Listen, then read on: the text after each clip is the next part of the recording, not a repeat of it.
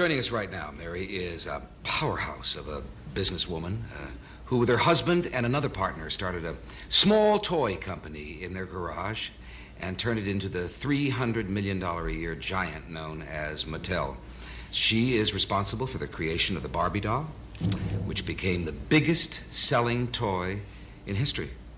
After retiring as president of Mattel in 1974, she founded a company that revolutionized the design of artificial breasts for women who have mastectomies. That product is called Nearly Me, and it's become a spectacular success. Once again, she's done it twice in her lifetime. Would you welcome Ruth Handler?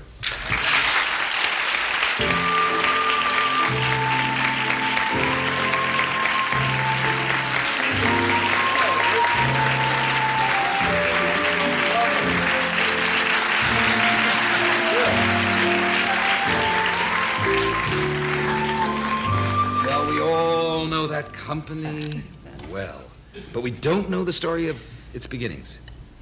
Where did it all happen? Where was that garage? And is it a monument today? It's not a monument. In fact, the Olympic Freeway, the Boulevard Olympic goes right through it? Widened it and goes right through it. Oh, my God. How did it all happen? What were you doing at the time? Well, we had another business prior to Mattel, and I had taken time out to have a couple of kids. Yeah. And what really happened has never been told before, and I'll tell it to you. Good. The man who was foreman for this other business which we had quit that company. He got in a fight with one of my husband's partners. Right. And my husband and I went to visit him on a Sunday, and I said, "What you going to do, Matt?" He said, "I'd like to make some of Elliot's old designs." I says, "I tell you what." Now, I had 2 kids, and I was bored as hell staying home. Yeah. I says, "I tell you what, you make them, I'll sell them." He says, "Neat." He says, "What shall we make?" I says, "Picture frames." Picture frames? Yeah. So he made picture frames. Elliot designed them. Elliot's your husband? My husband. Okay. And Elliot was at this other place. Right. And I went out and sold them. And that was the beginning of Mattel. Matt and Elliot, we looked for names to put together, and that's how it started. In those days, I didn't know Ruth should be in the name. Aren't anyway, you sorry now? I don't care. My present company is named Ruthton Corporation. Right, there you go. And we had some picture frames left over. And, we had some slats of wood left over. And my husband said, "Hey, that'd make neat doll furniture." And that's how Mattel started. From leftovers? From leftover scraps of wood. What I could do with my reruns. Children's furniture. Huh. So, do you remember the first toy? Was it children's furniture? First toy was children's furniture. For little dolls' houses? For doll houses, yeah. And then came the Yucadoodle, and then a plastic piano, and then a burp gun, and then, of course, Barbie. Tell me, if you will. Okay, let it all out. We'll get to the Barbie story in a minute. But tell, if you will, how Mattel jumped in leaps and bounds. I mean, the grosses each year were unbelievable. I mean, it didn't go from 1 million to 2 million to 3 million to 4 million. It just went crazy, didn't it? Our first year we did $100,000, and our second What year was that? 1945. 45. Yeah. Our second year we did $100,000, but got slapped in the face because competition came in heavily. Mm-hmm. And then we went to $500,000, $1.3 million, and $5 million, $9 million, $14.5 million, $19 million, $26 million, $49 million, $76, $96. That's true, Merv, year after year. If you try to figure it out, I don't know how it happened. Where did it peak? Where did it go? It went well over. I left Mattel somewhere between 300 and 400 million. Did you just sell out, say that's it? Oh, no. We had some very severe business reverses, and I left. Whoops. Somewhat unwillingly. Really? Yeah. Talk now first about the Barbie doll. That was the incredible success of Mattel, wasn't it? Yes. That was the real big jump in we had many, many successes, like Hot Wheels, and, well, you know, lots of them. Yeah. But the Barbie doll... How'd that happen? It happened interestingly enough, we were making things like musical instruments and guns. And it was time to diversify into another kind of a product. And we decided we had to get into the doll business. And we never copied anyone in anything we ever did. You led. We led, always. And we felt that and incidentally, this is an important formula for anybody who wants to go into business. The product has to have a reason to be, otherwise you shouldn't be in it. So when we decided we should go into the doll business, the question is, how could we be different? I had observed my own daughter, Barbie, playing with paper dolls through the years when she was growing up. Saturdays were my day with her. And we used to go into the dime store and buy paper dolls. And she would always choose the Harold Teen or the Tilly the Toiler or the adult type paper dolls, never the 10-year-olds or the baby paper dolls. And I would watch her play with the paper dolls. And she was role-playing her dream of her teenage years, and she was also with her friends projecting her vision of the adult world around her. And I used to think, my goodness, if you could three-dimensionalize that play pattern, you'd have something. So when it became time for us to go in the doll business, there were fashion dolls on the market, but they were flat-chested and they didn't have really good-looking clothes with lots of detail, and they didn't have the accessories for teenage projection. And how do you play grown-up with a flat-chested, full-bellied 10-year-old type doll? You don't. So I said, let's make a doll with breasts and narrow waist and narrow ankles, and let's make her look like a teenager. We had once seen a caricature type doll of that general type in Europe, but not really like Barbie. Anyway, we did it. Did the customers, were they thrilled at different stores? No, they thought it would be a total dud. We went to Toy Show. It took us 3 years from concept. I think we started to design the doll when my own daughter Barbie was about 10. By the time we brought it to market, she was like 13 or 14. We brought it to market and took it to Toy Show, and the buyers just turned us off. They weren't interested. Not more than 50% of the buyers bought Barbie. They regretted it later because when we delivered, the thing just ran away from us. Sold out of the stores? Oh. Immediately? The consumer knew what she wanted and appreciated what we were giving. And we could never catch up with the demand for Where was many Barbie years. made? Here in America? No, we went to Japan. That was our first venture. Many toy manufacturers had started going to Japan, and we had not yet gone there. And everybody told me in our place, you can't make the doll with the details and the fingernails and all that stuff that we put on her with the zippers and the buttons and they said you can't do it in the United States and sell it at a price.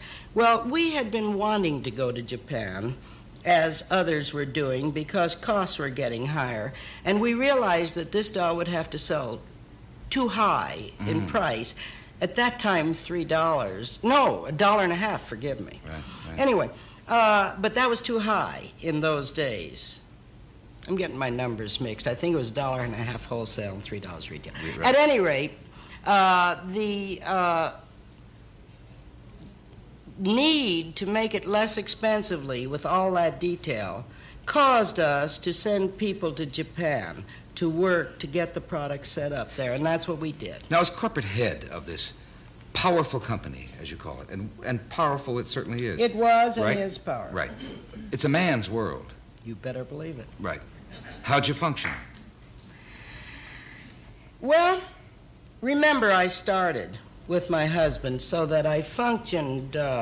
I really didn't know initially that women weren't supposed to do all this stuff, and I kind of rode roughshod over the men that were that I associated with on the outside, and I worked every day of my life to earn the respect of the individuals who worked for me. Any funny things ever come out of it? Lots of funny Really? things. Lots of funny things.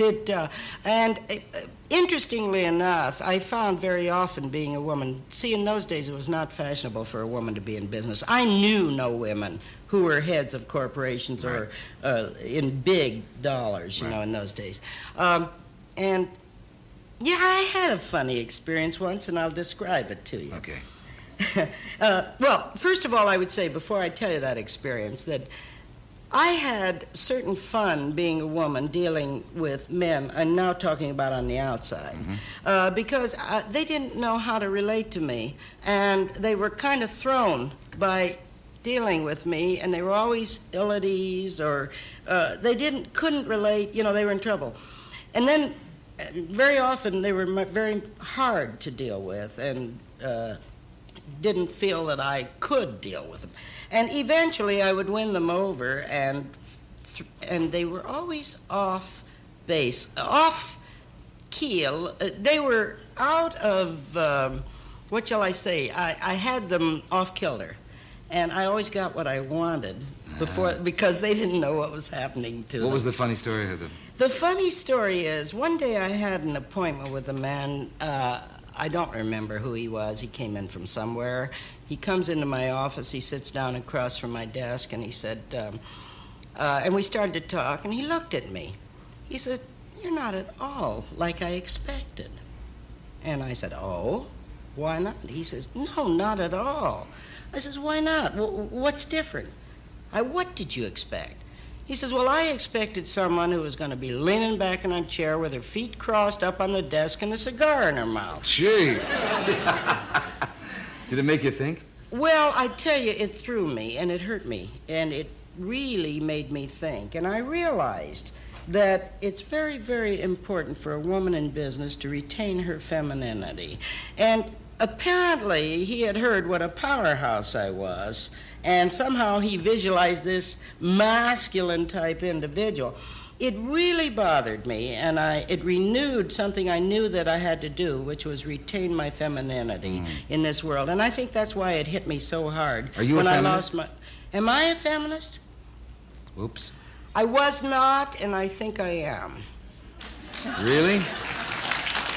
Why the change? I don't think I was conscious of women, or particularly knew them or respected them or liked them in my aggressive business years. And I think at some point in my life, when I started going through the reversals and I started finding women friends, and when I got into this breast business, when I started fitting women with breasts and I got to know women, I learned to love them. And something else happened, and I learned to relate to them. I used to, during my early corporate years, when we'd go to a social event, I'd cluster in a corner with the men. I didn't want to talk to the women. I thought they were boring. Now, when I go to a social event, I don't want to talk to the men. I like the women better. We're going to take a commercial break and return.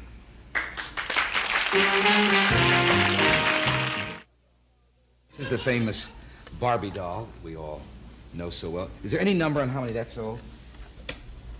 No, there are no published numbers, but there have been hundreds and hundreds and hundreds of millions of dollars of volume in the Barbie doll. This is the original, and she's pretty old-fashioned, but this is the original Barbie. And she, in those days, they didn't make dolls with breasts, and the big thing was breasts and ankles and all that. It's ironic, Merv. Breast to breast, that's where I am in life.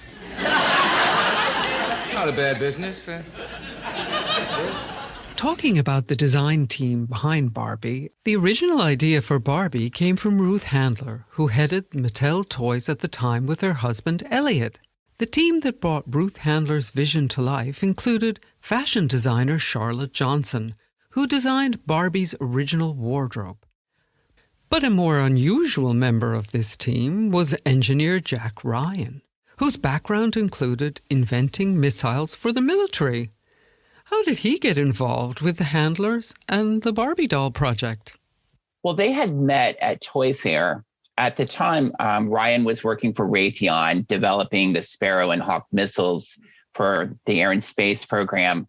And he was always an inventor. He was always creating things. And I think he had come up with a little invention. And I think he took it to Toy Fair and kind of took it around to show it to see if he could find someone to either purchase his idea or market it. I think when he met Ruth and Elliot Handler, he was really impressed with them, and they were equally impressed with him. I don't think they were interested in his toy, but I think they found him to be a well-polished, smart guy. he went to California in the late 1950s to do some ballistic testing at Edwards Air Force Base. And I think when he was in California, he discovered that that was far better than where he was living in Boston. The sun, the convertibles, the Southern California lifestyle, I think it just was very appealing. So he made a trip down to Mattel Toys and set up an interview with Ruth and Elliot and started negotiating coming to work for them. They couldn't meet the salary that he was kind of wanting. And so he made a deal with them that he would just get a small percentage of the wholesale price of each one of the toys that he held the patent for. At the time of his death, he held over 1,000 patents. So he was a brilliant genius of a man, in my opinion. He also was a very good businessman because a percentage of Mattel toys, especially Barbie, I mean, over 1 billion have been sold. And by today's standards, it would never be done. Whatever you created while you were working for a company would be theirs. So it was unheard of. And I think both of them thought they were getting a great deal. I think that the Handlers, I don't think they thought that it would be as huge as it ended up being, but he held patents for so many Mattel toys. He held the patent for Barbie. And then as Barbie evolved, he has the patent for the bendable leg mechanism, the twist and turn mechanism. He did the talking mechanism that was in Chatty Cathy and the hundreds of Mattel talkers, including Talking Barbie. He also, did Hot Wheels and so many other Mattel inventions. So, I mean, you can instantly just make a laundry list of the amazing creations that he contributed to and held the patent for. So many iconic toys and so much creativity, and it's amazing. It really is amazing. And he was part of a sort of a bigger picture. There were a lot of very creative people that worked at Mattel, and a lot of the creative people came up with ideas and engineering and inventions.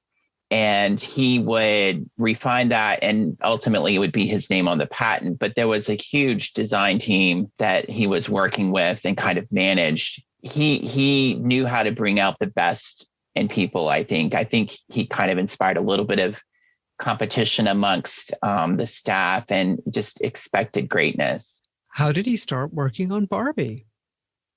Well, he kind of managed a lot of the production overseas, and he would go to Japan where they did a lot of their manufacturing just to kind of see how things were going there. And on one of those trips, Ruth Handler slipped a Build Lily in his briefcase and said, see if you can find a manufacturer over there that could do something similar to this. This was the idea for what she considered to be a 3-dimensional paper doll. And this was a little bit outside of his wheelhouse. I mean, he brought a knowledge of realism to their predominantly boy-themed toys at the time, missiles and rockets and cap guns. He had an understanding for that sort of just visual that they created these hyper-realistic looking toys. She slipped that in his case and said, see what you can do. And so I think they came up with sort of a laundry list of things to change about the doll to kind of make her more marketable and slightly more realistic looking, taking the Build Lily and turning it into, less of a cartoon caricature and more of a little lady. So there was, more detail in the fingers and the sculpt and the painting. He actually went to Goodyear, who was a tire manufacturer, to understand this new method of rotational cast vinyl and how to work with the plastisol and the plasticizer to get the mixture right. It was, there was a whole process just in the manufacturing, and he understood materials and the chemicals and the dynamic sort of knowledge of how to manufacture something. He had a knowledge. So I think she could have asked him to produce anything and he would have figured it out. Build Lily was the German doll based on a cartoon strip that Ruth Handler bought on holiday in Europe in, I think, 1956. It is 1956. Yeah. So Lily very different doll from Barbie. I mean, Lily has a rather sultry pout, and Barbie's the all-American teen fashion model. So how did Ryan, who did he enlist to do the sculpting, and how did he get the fabulous, iconic makeup look that was so on trend for the end of the 1950s? Well, the first thing he did was he enlisted several sculptors. In 1957, his friends at Mattel called him up to create another sculpture. Then they called me in for this Barbie thing. A Barbie thing the owners of Mattel wanted made after seeing a high-fashion doll in Austria called a Lily doll. That was their inspiration, but Anthony had his own. But at the time, I was dating Lilith, which became my wife. And I used her features on the original Barbie. Anthony says his wife was a petite woman with a small waist, but some areas were not, shall we say, sculpted to scale because he wanted the clothes to fit nicely on the doll. There was certain areas that I expounded on. Use my imagination. Anthony says he never figured this creation would become so huge in American culture. As for any royalties, well, this was a freelance gig for him, so Mattel paid Anthony for that original sculpture, but as the popularity of Barbie has grown, Anthony's paycheck has not. I got $800 for that job, and that doll today is making over $3 billion a year. His name won't be recorded in the history books next to Barbie, but Anthony is still proud of this creation, inspired by someone very near and dear to him, his wife. Casey Murray, Idaho's News Channel 7.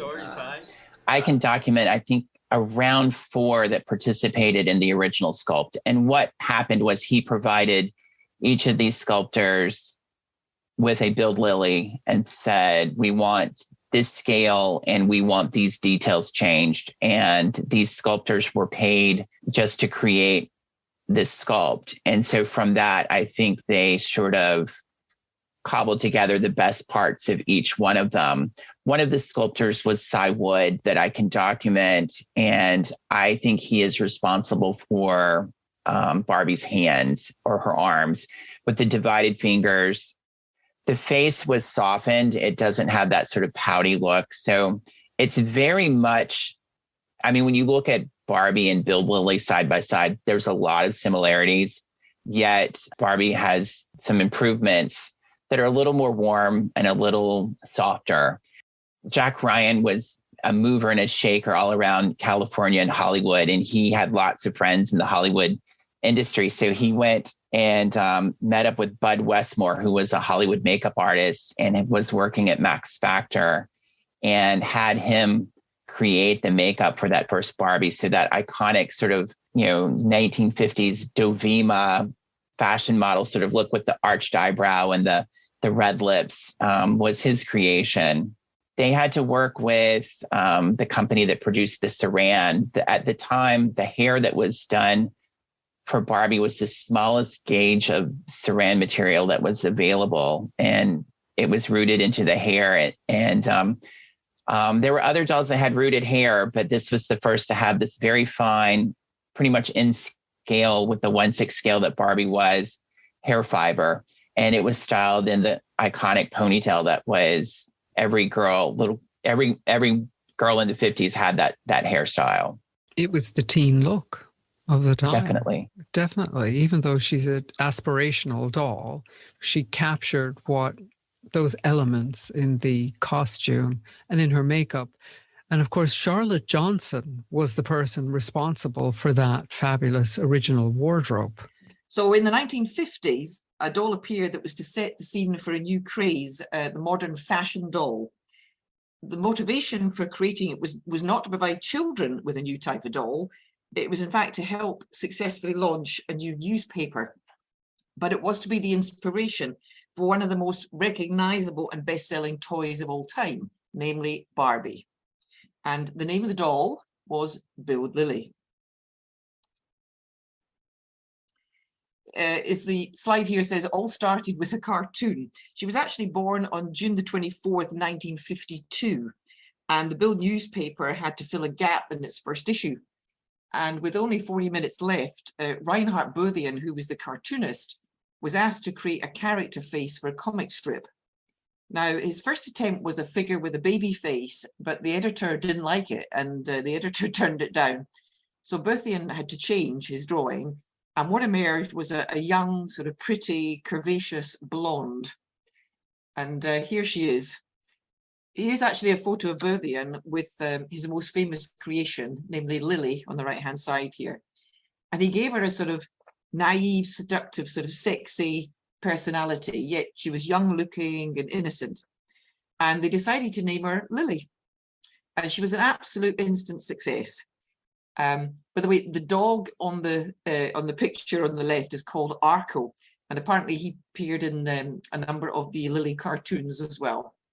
But here we are. Here is Lily in cartoon form. Now, Bill Lily's story is the story of Germany in the 1950s, and she was born just as the western sector of a divided Germany was starting to tackle the economic devastation caused by World War II. Everybody wanted to look like Brigitte Bardot, with the sort of close-fitting pullovers, skirts and pants, and the blonde hair tied back in a sort of girlish ponytail.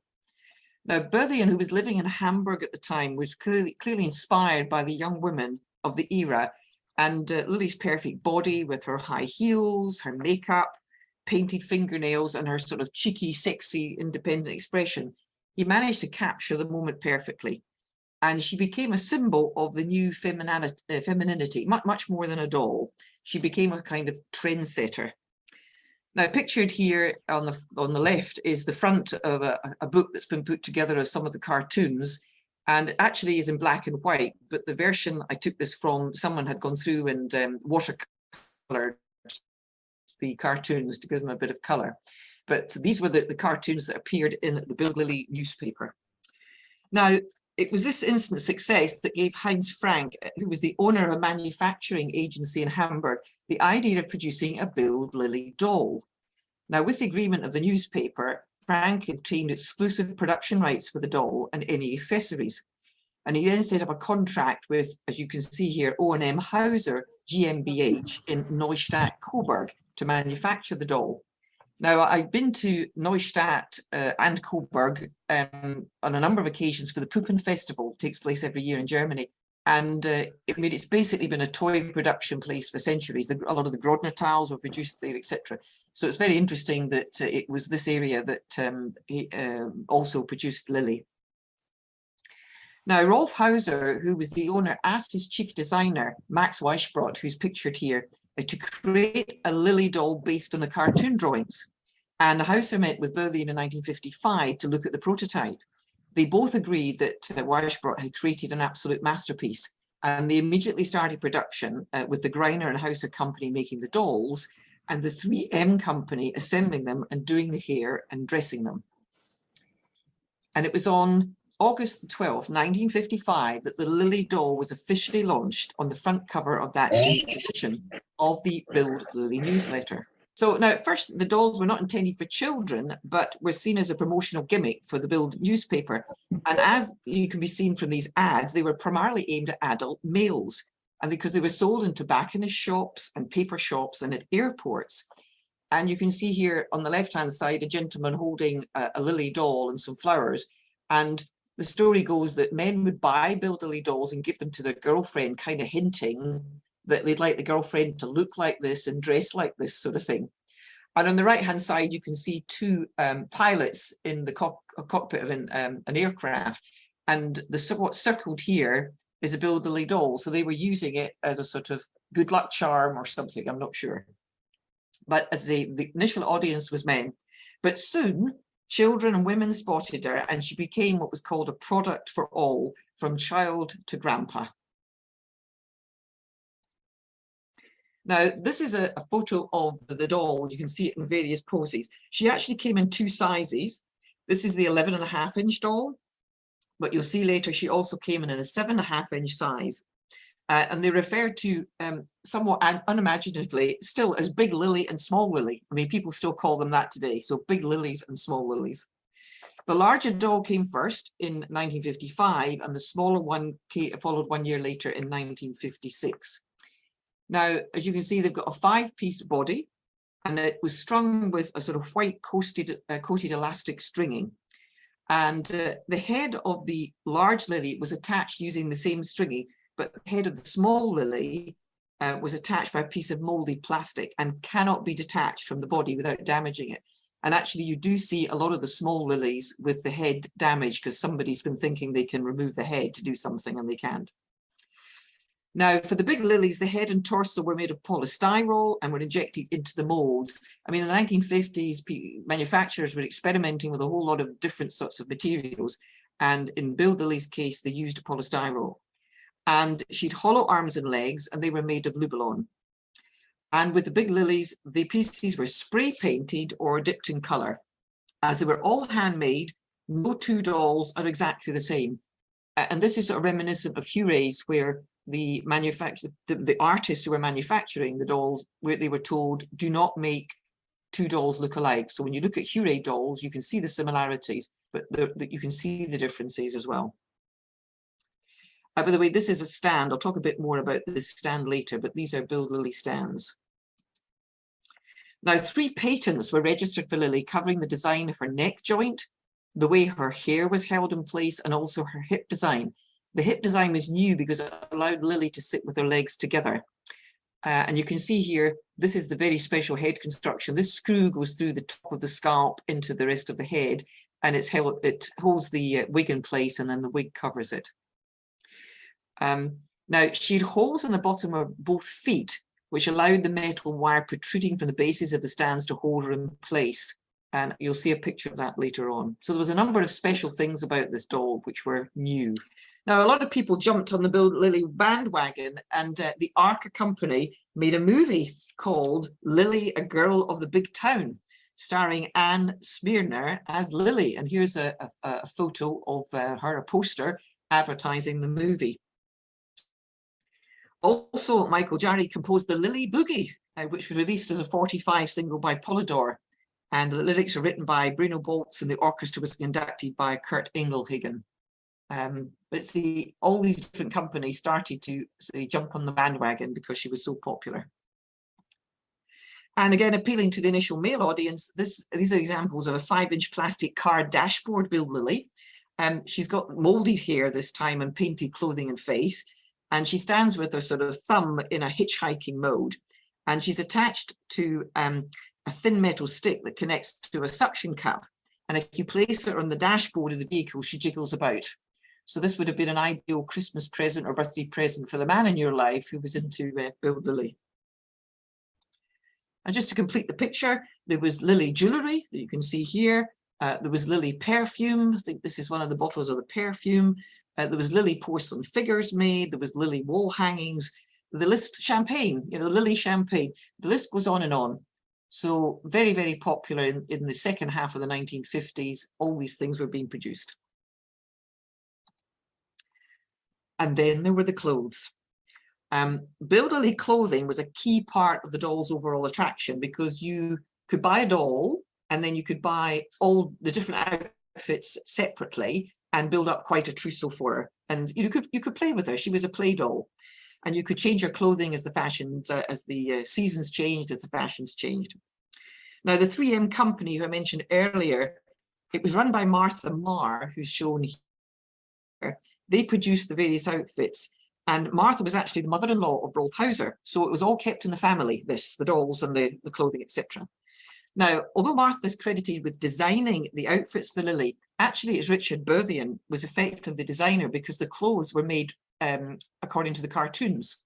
So every time new cartoon strips came out with new clothing would appear for Bill Lily. Now, the designs were always very up to date and the clothes could be bought separately, as I say, to build up a trousseau. And how they did it, they pre-cut the fabric pieces and they were provided to 3M staff either working at the factory or working at home. The only thing that had to be done in the factory were these special fastenings, which I'll talk about in a minute. They had to be put on the clothing in the factory. They couldn't be done at home. But very high quality, like the early Barbie outfits, very high quality and beautifully made, absolutely beautifully made. The final Lily cartoon actually appeared in January 5th, 1962.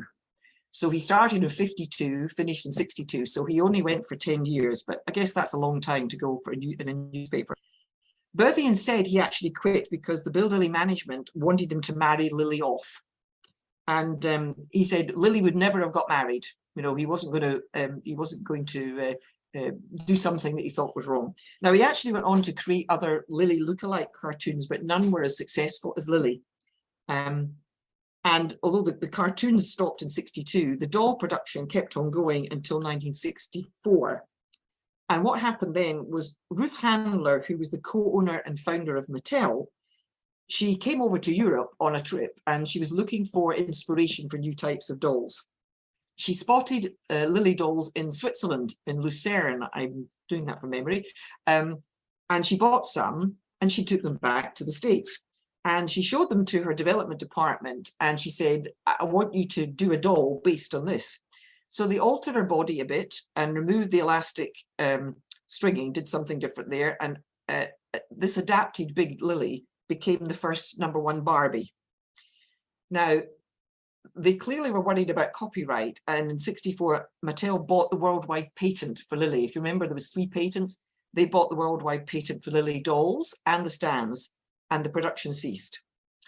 Now, I've read in various places about court cases thing. I don't have the detail of that, but they did pay for the copyright, but whatever they paid for it wasn't enough. When you think about the success of Barbie, it's still going, here we are in 2022, and the millions of Barbies that have been sold, whatever they paid to get the copyright just wasn't enough. Let me just show you some pictures for comparison. On the left is a close-up of a #1 Barbie, and on the right is a Bill Lilly. And you can see why Mattel were so worried about the patent. Now, what they did was, instead of this sort of spit curl, they took that away and it had a sort of fuller fringe. The rest of the hair, though, was the same. The eyebrows changed in shape. This is more of a sort of boomerang shape, whereas Lilly had more of a curve. But they kept the heavy liner, and you know, these eyes look very familiar. They've got this blue line of eyeliner as opposed to the eyeshadow, and the lips are different. And they didn't have the black earrings, they had the hole with the metal, which I gather causes problems. They go green, I'm told, by Barbie collectors. It's difficult. Mattel was worried about the patent. As I say, you know, the bodies are very, very similar. And one of the big differences are, instead of the painted shoes with the hole, you've still got the hole at the bottom of the feet, but now you've got shoes, and the shoes actually have holes in the bottom of it too. So the #1 Barbie still had this idea of the wire going up into the leg. But as I say, they didn't find it very successful with the #1 Barbie, and from the #2 Barbie onwards, they gave up on that. So I want to focus on Charlotte Johnson because I couldn't really find a good interview about her, and I couldn't find an interview with her, which is kind of unusual. I'm sure they're out there. I just can't find one online. And I didn't have any intention of making this type of documentary or video going into this. I had no idea the rabbit holes I was going to go down. And it's very interesting, the threads that I've been able to find and pull and put everything together in a narrative. Brings a lot of things to light. And it changes a lot of what's in stories that people are telling. Obviously, when you tell a story, you tell it from your perspective. So everyone's perspectives, watching, listening to every perspective, you come to a conclusion. Then I'm just sharing that conclusion with you as I go. It doesn't necessarily mean it's a correct conclusion, but my shit detector goes off when Ruth Handler is talking now because I've read so many interviews and seen so many interviews with her, and she negates parts. She writes her own history about this stuff. Well, let's go to Charlotte Johnson. Barbie's original wardrobe and initial designs were created by Charlotte Johnson, a fashion designer and Barbie's first designer. Johnson was responsible for crafting Barbie's iconic look when the doll was first introduced in 1959. She designed Barbie's first outfits, which included a swimsuit, a tailored suit, and evening gown, among others. Charlotte Johnson was a freelance fashion designer and teacher at the Chouinard Art Institute before she became the director of Barbie Wardrobe from 1957 to 1980. Charlotte joined Mattel in 1958. See, this is what I mean. insane. There's one person saying 1957 to 1980, another article saying 1958. I mean, it doesn't really matter, but there's no correlation between articles. You kind of have to piece things together. So where I grabbed this from, it says Charlotte joined Mattel in 1958 when Barbie was still just an idea. She was selected by Mattel founder Ruth Handler for her background in clothing design and given the assignment of keeping Barbie fashionable and current. As Johnson would tell reporters in 1974, I designed fashion clothing in miniature, not doll clothes. And due to the widespread popularity of the doll and the fact that there were no competitors, I like to use plaids, stripes, and prints, but they have to be scaled to 1/6 size to fit Barbie's measurements, Johnson would say, adding that she also uses cotton, polyesters, velveteens, satin, fake suedes, and fun furs. According to Johnson, it would take about a year for each design to go from sketch to mass production, and the company would release 36 lines a year. The clothing was so distinct from that being created for other toys that the LA Times mused in 1964 that maybe archaeologists of the future will wonder where the lost civilization of miniature people had disappeared. On second thought, maybe Barbie and her friends will outlast all of us. They're plastic, we're not. That's probably true. Each doll came with a catalog of fashions that the young consumer could purchase separately. Elliot Handler described this as the razor and razor blade marketing strategy, which could turn the $3 doll into a major investment, get hooked on one, and you have to buy the other, buy the doll, and then you have to buy the clothes. Very smart marketing, very smart all around. As Barbie grew in popularity, Mattel collaborated with various fashion designers, both in-house and external, to expand her wardrobe. Over the years, Barbie's clothing has been designed by a team of in-house designers and numerous external fashion designers. While Charlotte Johnson played a significant role in creating Barbie's initial wardrobe, the subsequent designs and outfits for Barbie have been the result of collaboration with various designers and design teams, and I'll get to some of them. Charlotte Johnson retired from Mattel in 1980, and then she passed away in 1997. So now I want to bounce back to Jack Ryan and get some more information on him. This isn't a biography or a documentary about Jack Ryan, but there is some interesting parts, and his daughter has an interview that I'm going to post. The dude was married to Zsa Zsa Gabor, so he did have his foot in Hollywood. He's an interesting dude, so let's listen to his daughter. As you know, for the past few years, I've been working on a book, podcast, everything I can do to get the real story out. So I've been approached by a lot of people, but I had to very carefully vet which group I felt would best represent the true story. And so after a lot of soul searching, I decided to go ahead with this company. It's sort of a surreal experience. I had a lot of trepidation, I think, because I had been holding on to this so tightly. It's like I wanted to get all the information out there, but I was afraid of more false information going out, as has been happening since the Barbie movie came out. So the Barbie movie was great for me because it raised this issue up into, public view, but at the same time, there's so much of this false narrative about Ruth Handler, the co-founder of Mattel, who claimed after my father died that she was the inventor of Barbie, and I just didn't want to do anything that perpetuated any more of that nonsense. Why is this production company convinced in telling your version of the story? You type into ChatGPT and ask who invented the Barbie, and it says Ruth Handler, and it was based on Bill Lilly and all this stuff. ChatGPT is just using the preponderance of information. So the preponderance of Barbie narratives, according to one of the most objective, social tools we have, which is ChatGPT. According to that, the correct answer, quote unquote, which means it's based on the preponderance of information that's on the internet, says current version that Mattel tells now about Ruth Handler being the inventor. So why is this production company interested in going against the grain? And how are they convinced that your version of the story is accurate? I think it's because of the podcast, the people I've interviewed, the articles Jerry Oppenheimer has done, and that was subsequent to the book he published in 2009 called Toy Monster, The Big Bad World of Mattel. That was the first time since my father died in 1991 that somebody wrote what was the actual true story. And as I mentioned earlier, my father died in 1991.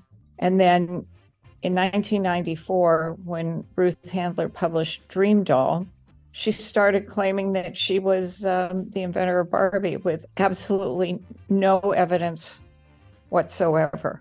So this entire false narrative is just based on Ruth's claim without any evidence at all. What public evidence is there of anyone other than you and Jerry Oppenheimer telling this version of the story, your version of the story, from 1994 to 2020?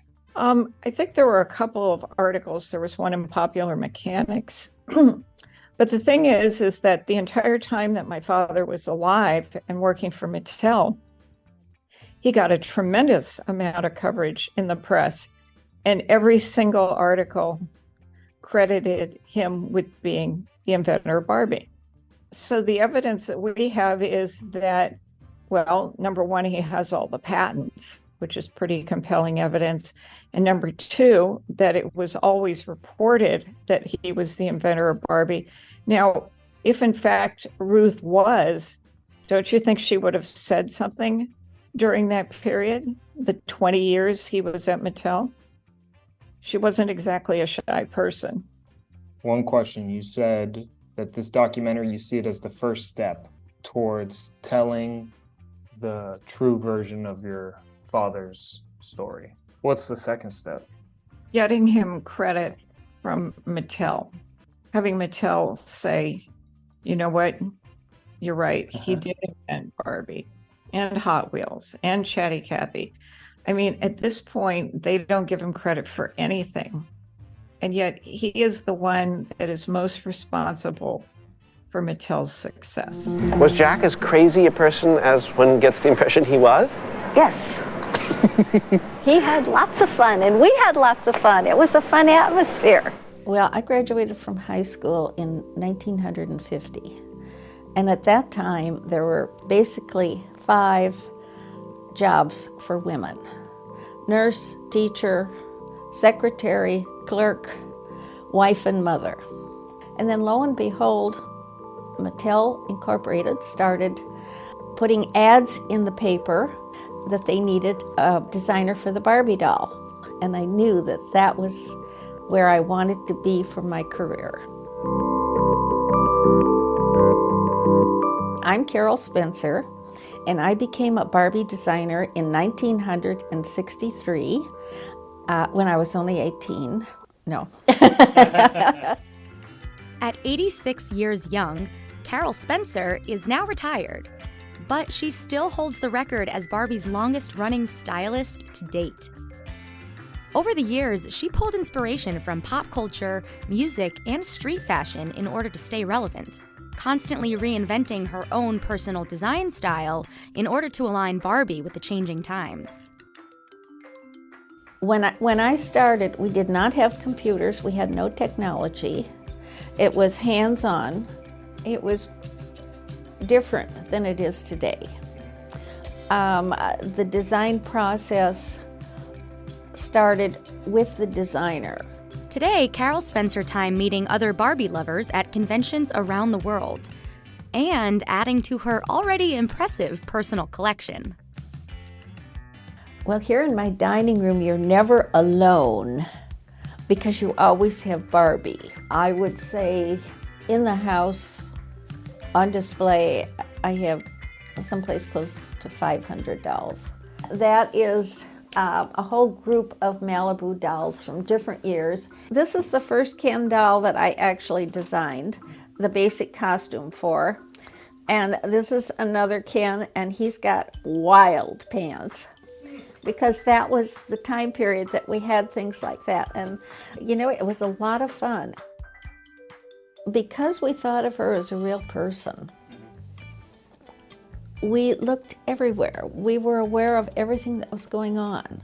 If I wanted high fashion, I could just go a few blocks to Beverly Hills, walk down Rodeo Drive, and I had inspiration. If I wanted to see tourists, I could still go to Rodeo Drive because I could see what the people were wearing. That's one thing that I learned after I graduated from high school, that there's a whole world out there that you can find if you look for it.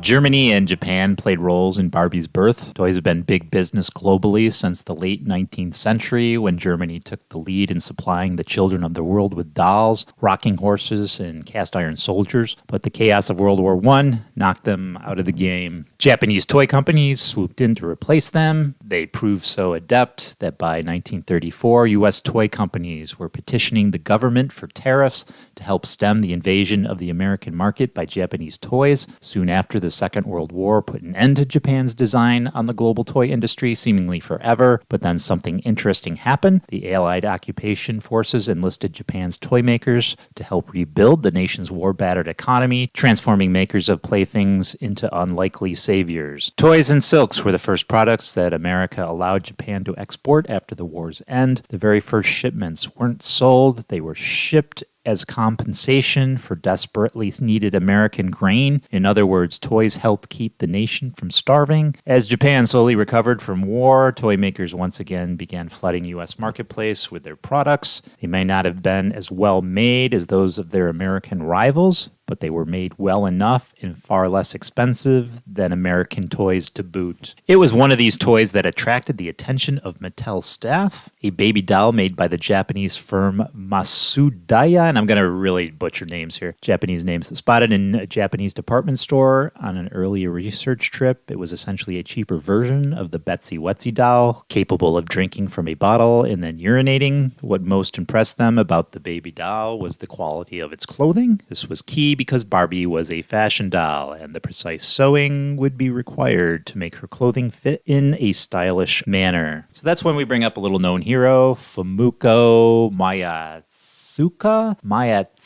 I do believe. Again, I'll probably mispronounce all the Japanese terms and names. Mayatsuka wrote a book, and in the book, she writes with great pride about her role in Barbie's genesis. She says, in the winter of 1957, Mattel sent a 3-person team to Japan, consisting of the engineer Seymour Adler, the bilingual Frank Nakamura, and clothing designer Charlotte Johnson. So the occupation of Japan had ended only 5 years before. Mayatsuka was a self-described country girl from Sodoma. These were the first Americans outside of military uniform she had ever seen. She indicates, I was so nervous, but Ms. Johnson took me under her wing, and Mr. Adler and Mr. Nakamura treated the two of us so kindly. She writes, there was never any hierarchy. They saw everyone as being the same team, on the same team. Even still, this was the 50s, and the men and women worked separately. Adler and Nakamura headed to KBK to find a doll-making facility that could mimic the Lily doll body. Mayatsuka accompanied Johnson to her suite on the 3rd floor of the Imperial Hotel,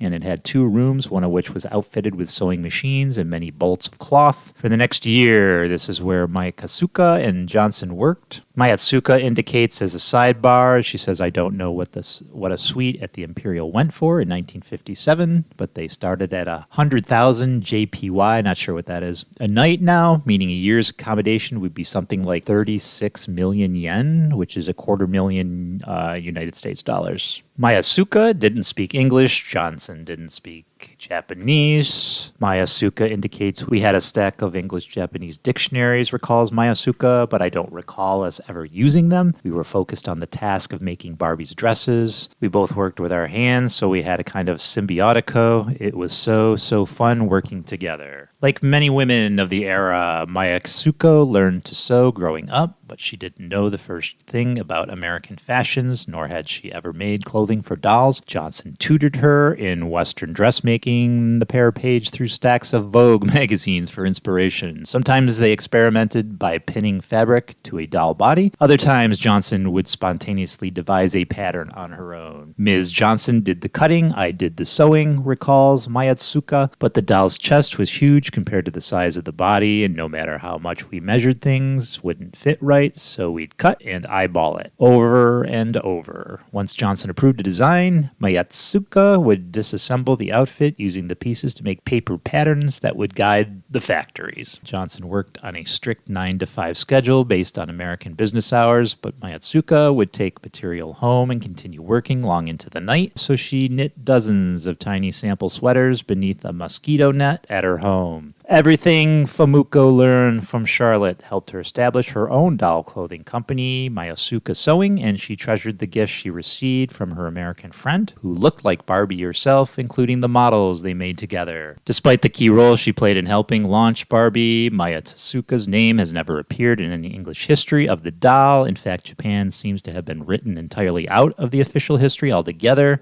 My grandfather expressed himself through art. When you spent time with him and he wasn't working, we would sit at dinner table, lunch table, and he would sketch cartoons on the tablecloths. If you went out for dinner with him, even though it was a cloth tablecloth, he would only use pencil, but he would sketch and doodle on the tablecloths, always. Until the last few years of his life, he was doing that. They were happy cartoons. And he was very quiet, but his expression and his communication would come out through his artwork. I am Barbara Siegel. Ruth and Elliot Handler were my parents. I'm Cheryl Siegel. Ruth and Elliot Handler were my grandparents. Grandma and Grandpa, to a grandchild, were real-life superheroes. It was like Willy Wonka in the Chocolate Factory, and we were in the Chocolate Factory. They had a real childlike spirit.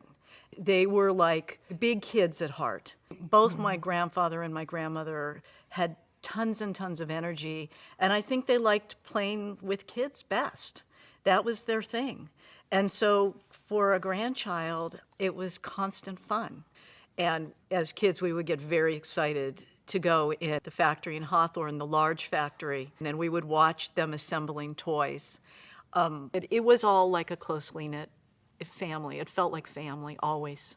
When I used to go to the factories as a child, there were definitely all different ethnic groups that were making things. They were very, very open to everybody. And I think they treated everybody very equally.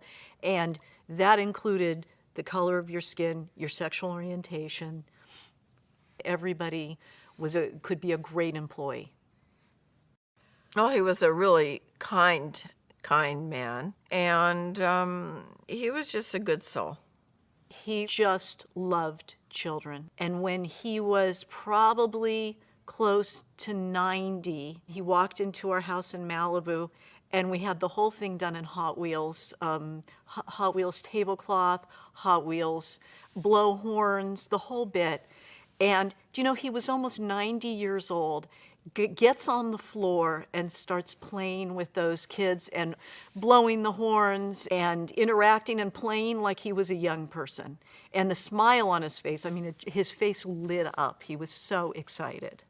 Grandma was so charismatic that we could walk into a room full of 100, 200 people, and she would walk in and the whole place would light up.